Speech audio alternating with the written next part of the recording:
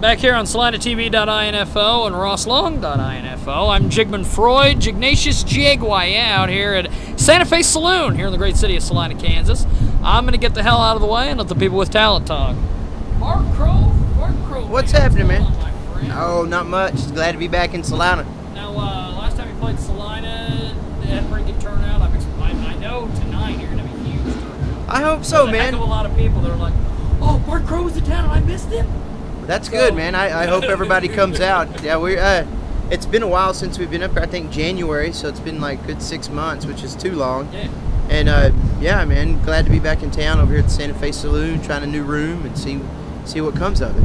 Now, I was talking with the promoter earlier, Tim Dixon, about kind of the way Nashville is thinking and the way they're doing things. Why do you think Nashville doesn't embrace guys like you and Bowling?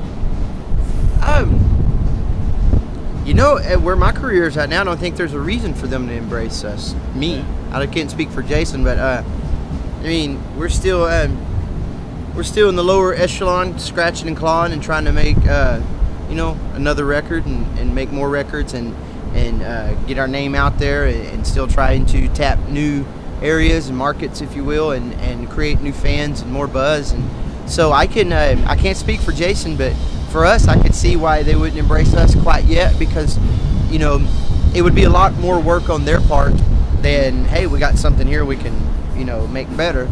Whereas, you know, I don't really know how the system works, but I don't feel like that we've hit a level yet where I can be like, hey, I got this to offer y'all, match me. So that's just my take on it, though, dude. And what do I know?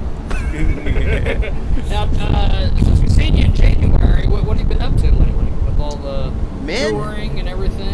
Just writing songs. I just started an acoustic EP that I don't have any clue what we're going to do with. Okay. I'm going to go in the studio around October, November, and more importantly than any of that, my wife and I had a baby in February, and we have a 5-month-old little boy now. So that's kind of been priority number one around the Crow House. And just touring, doing the exact same thing I was doing last time we met, just trying to do more of it and write more songs to continue to do it. And now it became a lot more important. With when you're out on the road, what is like the top 3 songs people want to hear out of you guys? Oh, definitely Wear My Ring, I'd say, is the #1 song that people request. Ballad Run with the Devil has become a popular one, which is I'm very thrilled about that one. That's a special song to me. And then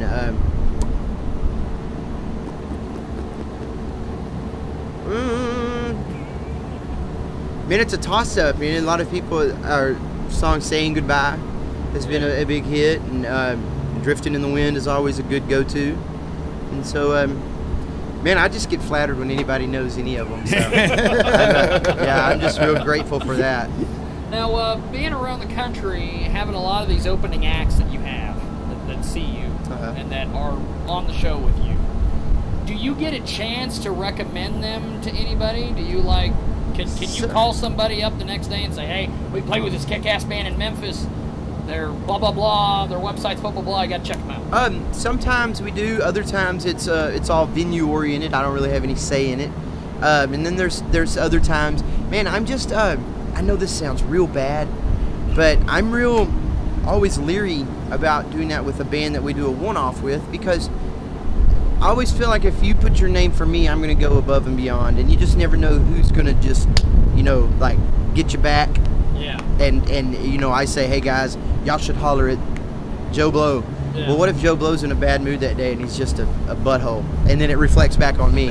So I'm always scared of that. But man, when we you know, we play, you know, it's no secret, we play probably 85% of our shows in Texas, and we get to play with a lot of bands down there, and that gives us a chance to see those bands more often than when we finally get to branch out and come to places like Kansas. And so if a band's good, I'm always throwing love, man. I always tell our booking agent about the bands, our manager, I'm always telling, you know, even the good, bad, and the ugly, I always give a report back, because you never know who's going to turn over a new leaf or cut that one song or that record and be somebody where we can get to go back and open for. So I never blackball or talk ugly, but I'm sometimes not willing to always stretch my neck out there, because, I mean, we're still scratching and clawing. I mean, we're still teeter-tottering on you know, hell, who knows? I could do one. I could get pissed off one time, and it could be the end of our career. I don't know.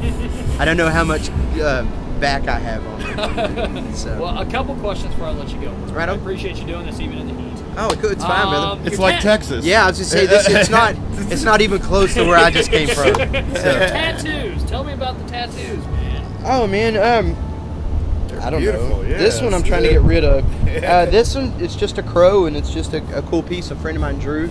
Cool. Patience is just because, you know, I think God has a lot of patience with us, and I think that I should, you know, replicate that in my own personal life and in my professional life. And then Scripture just keeps me kind of grounded, you know. That's cool. And always gives me something to turn to. So that's pretty much it.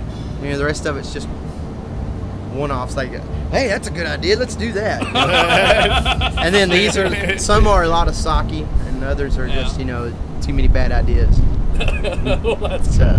Well, one final question with the acoustic CD you guys will be putting out. Are you going to try to tailor the tour to more acoustic places? Because there's a place in Hutchinson, Kansas, which is like an hour and a half from here called the W, and they love acoustic stuff. Yeah, actually, so I just thought, you know, that's not a bad idea. I don't really know what we're gonna do because I'm gonna get in the studio and finish it up and figure out which songs. I went in and cut 17 songs, and we're gonna narrow it down to 5. Yeah, so maybe 6, and I don't really know what we're gonna do yet. Man, things have been so nuts and crazy. Just summertime festivals and touring, and you know, my wife and I with the baby, and getting ready. We're going to Europe next month. The band is for 2 weeks. And so everything's just kind of. What do they think of Red Dirt Country in Europe? You know, they love it, man. They really love it.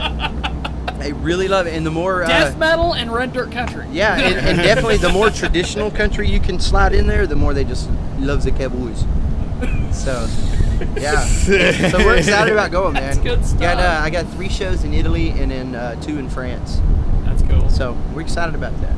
It's a big adventure for us. Well, continued success, my friend. Thanks, brother. Appreciate you doing this. And check out BART Crow on the internet. What is it? BartCrowBand.com. BartCrowBand.com. Twitter, That's easy. Facebook, all that. Messes over there. Just Google it. Thanks for watching SalinaTV.info.